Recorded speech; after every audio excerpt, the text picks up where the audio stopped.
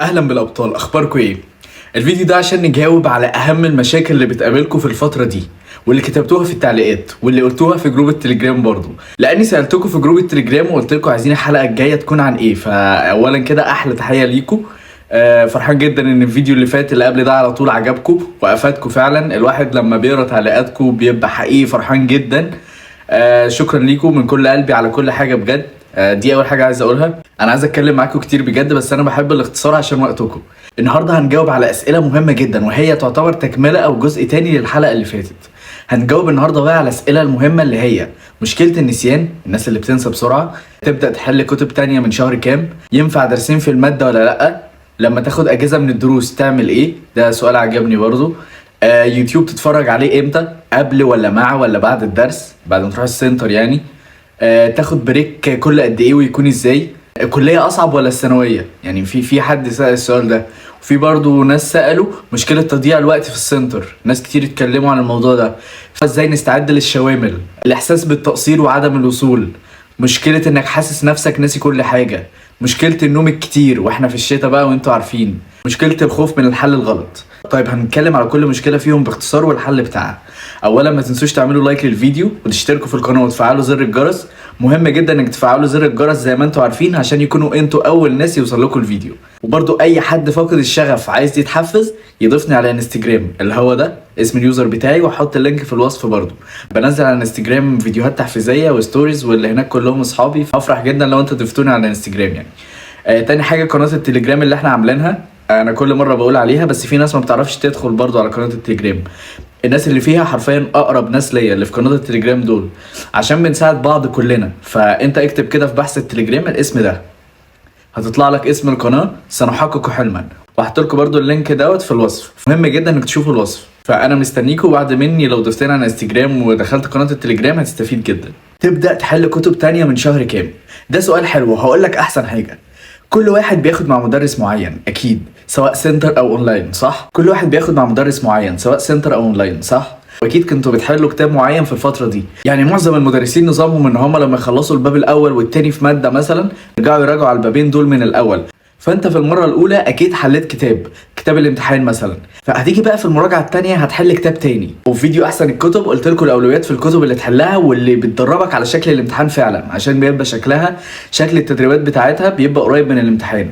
هحط لكم لينك احسن المدرسين واحسن الكتب برضو في الوصف، فمهم جدا انك تشوفوا الوصف يعني. بس انا برضو عشان ما بقاش قصرت معاكم هقول لكم ملخص سريع كده لاحسن الكتب في الاولويات يعني. الاحياء كتاب الامتحان والتفوق، خلي بالك انا بقول بالترتيب، يعني يفضل انك تحل كتاب الامتحان الاول في الاحياء، وبعدين بقى وقت ما تخلص الحل على درس معين في المراجعه الثانيه بقى عليها هتحل كتاب تاني في الاحياء برضو وهو التفوق. انتوا كده فاهمين قصدي صح؟ اتمنى تكون النقطه دي وضحت. في العربي عندنا كتاب الامتحان وكيان وبيان، في الانجليش جيم ثم المعاصر، كيمياء الامتحان مندليف والوافي، فيزياء الامتحان ونيوتن. بصراحه كفايه قوي يعني، كفايه جدا كمان. جيولوجيا الامتحان والتفوق كفايه برضو. رياضه المعاصر يعني ده معروف في الرياضه يعني. المواد الادبيه الامتحان برضو ممتاز فيها. عندك في الفرنش عندك ميسيو وبرافو برضو ممتازين جدا. عندك في الدويتش عندك هالو دويتش وعندك سوبر ستار. الكتب بجد كويسه ومستوى الاسئله بتاعتها متوسط يعني، مش اوفر قوي ولا سهل قوي. طب ده بالنسبه لاحسن الكتب. طيب لو حد فيكم ما خلصش اصلا الحل في الكتاب الاول على درس معين اللي هو له الاولويه اصلا، خلاص خليك فيه عادي جدا جدا لحد ما تخلصه. على فكره ما تصدقش اللي يقولك انت لازم تحل بالاربع والخمس كتب والكلام ده كله، الموضوع مش بعدد الكتب اطلاقا. بصراحه انا شايف ان كتابين في كل ماده كفايه جدا بصراحه. كتابين كحل طبعا، احنا متفقين ان مصدر الشرح بتاعنا هيكون واحد طبعا عشان نشغل الايه، الذاكره البصريه. افتكر الاجابه كده في الامتحان من شكل الصفحه وهكذا، انتوا فاهمين قصدي يعني. الفتره دي اصلا كله مراكم يعني، دي حاجه انا عايز اقولها عشان امتحانات الشهور بقى، وان في بعض المدرسين يعني بيدولك واجبات كانه مفيش في الدنيا غير مادته بجد يعني. في البعض ما بيقدرش فعلا ان في مواد تانية فما تقلقوش يعني، كلنا في الهوا سوا. فخليك واثق ان التراكمات اللي عليك دي هتعرف تلمها. انت لازم يكون عندك يقين من جواك كده بكرم ربنا سبحانه وتعالى انك هتعرف تلم التراكمات، وان شاء الله ربنا يكرمك باعلى الدرجات. طيب ازاي تلم التراكمات؟ تتفرج على فيديو التراكمات اللي انا نزلته، هحط لكم برضو اللينك الفيديو ده في الوصف. بس انا اتفاجأت ان معظمكم ما شافش الفيديو ده اصلا يعني. طيب وفي ناس بيبقى عليهم متراكم والسبب انه بيروح ترسيم في الماده. وهنا نيجي بقى للمشكله اللي بعدها، وهي مشكله كبيره بجد. مش هتحس بيها حرفيا غير وقت النتيجه بجد يا اخواتي. ان حد بياخد درسين في الماده بحجه ان في مدرس بيشرح مثلا حلو ومدرس تاني بيحل. مدرس بيشرح من العضويه ومدرس تاني بيشرح من الاول عادي، فانت لاحق بقى من ورا ومن قدام وكده. موضوع تشتت بصراحه. مدرس بيشرح كهربيه واحد حديثه، الكلام ده كله فانت بتروح درسين في الماده. طيب حد هيقول لي ايه المشكله؟ اول حاجه هتتشتت من طرق الشرح، خصوصا لو فيزياء كيمياء الحاجات دي، الحاجات اللي بيبقى فيها معادلات واختلاف طرق، فدي حاجه متفقين عليها. تاني حاجه هتضيع وقت وهتيجي على باقي المواد، بمعنى ان هيبقى نسبه التراكمات عندك اعلى. انت ركز على درس واحد حرفيا واديله اهتمامك. لو بتاخد اونلاين يفضل يكون مع نفس المدرس اللي بتروح عنده السنتر عشان برضو اختلاف طرق الشرح. لو انت مشترك في درس اونلاين وبتروح سنتر برضو يفضل ان انت تتفرج على اونلاين كده، مجرد تاخد فكرة عنه بسيطة قبل ما تروح السنتر، ولو على X2 تاخد فكرة عن المصطلحات اللي فيه حتى، عشان لما تروح السنتر يبقى بالنسبة لك مجرد مراجعة، ما تستغربش المصطلحات اللي هتتقالك. فاهمين قصدي؟ في حاجة ممكن تلاحظوها ان هتلاقي بعض الطلاب كده بيجاوبوا في الدرس في السنتر يعني مع المدرس من قبل ما يشرح الحاجة تقريبا.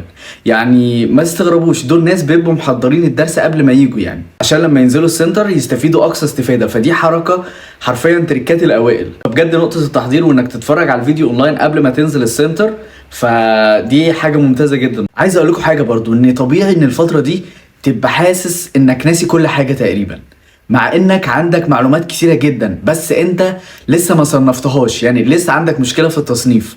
فالموضوع بس محتاج يتلم كله على بعضه عشان ترابط الافكار بقى مع بعضه والكلام ده، بس الكلام ده هيحصل بعدين مش دلوقتي، فعايزك تطمن للنقطة دي خالص.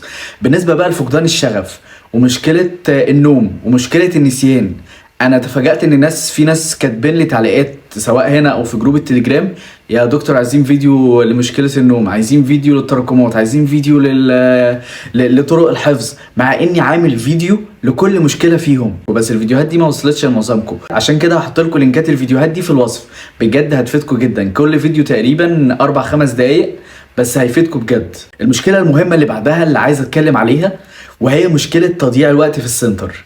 لو انت بتروح سنتر تضيع ساعتين مثلا في الطريق، ساعة رايح ساعة جاي، و3 ساعات سنتر مثلا بتقضيهم هناك، بتروح تقريبا تنام في السنتر، ما بتعرفش تركز بقى والكلام ده في السنتر، صدقني الاونلاين احسن لك. هتبقى قاعد على مكتبك كده في البيت، توقف الفيديو وقت ما تحب، تسجل ملاحظاتك وبعدين ترجع تكمل الفيديو تاني او تعيد الحتة اللي انت مش فاهمها في الفيديو. يعني عايز اقول ان مش كل الناس بتعرف تلتزم بالاونلاين، فانت صاحب القرار. يعني انا اللي عليا بقول لك من خلال خبرة السنين اللي فاتت، لو انت بتضيع وقتك كده بالطريقة اللي انا قلتها لك دي فعليكوا على الاونلاين والحق نفسك. النقطة اللي بعدها اللي عايز اتكلم عليها وهي مشكلة عدم القدرة على الحفظ والنسيان ومشكلة النوم الكتير. تفاجأت ان كتير جدا بيكلموني عليها في التعليقات برضو: اعمل فيديو يا دكتور عن كذا. عيوني ليكوا والله، بس الفكرة اللي انا عملت الفيديوز دي فعلا بس عدد قليل اللي شافوه يعني. فهحط لكم لينكات اي فيديوهات تهمكم ولينك الانستجرام ولينك التليجرام في الوصف. كل فيديو 5-6 دقايق بس هيفيدوك فعلا. طيب يا اخواتي انا بس مش عايز اطول في مده الفيديو، بس اوعدكم ان الفيديو الجاي برضو نكمل باقي الاسئله. برضو لو عندكم اي سؤال او اي مشكله بتواجهوها برضو اكتبوا لي في التعليقات، وهتلاقي الفيديو الجاي انا عامل لك فيديو بيها. وبرضو اخواتي اللي في قناه التليجرام انا لسه ما خلصتش الاسئله اللي انتوا سالتوها، بس وعد مني الفيديو الجاي برضو. وانا على فكره مش ناسي الوعد اللي انا وعدته، اللي انا اصور فيديو بالروتين اليومي، يعني احسن روتين ممكن تستغل بيه يومك يعني عشان مشكله تنظيم الوقت. هعمله الفيديو اللي بعد اللي جاي تقريبا، وانا مستنيكم تضيفوني على الانستجرام عشان نبقى اصحاب، وتدخلوا برضو قناه التليجرام. كان معاكم دكتور عمرو البركي في رابعه طب بشري عين شمس. بالتوفيق يا اخواتي.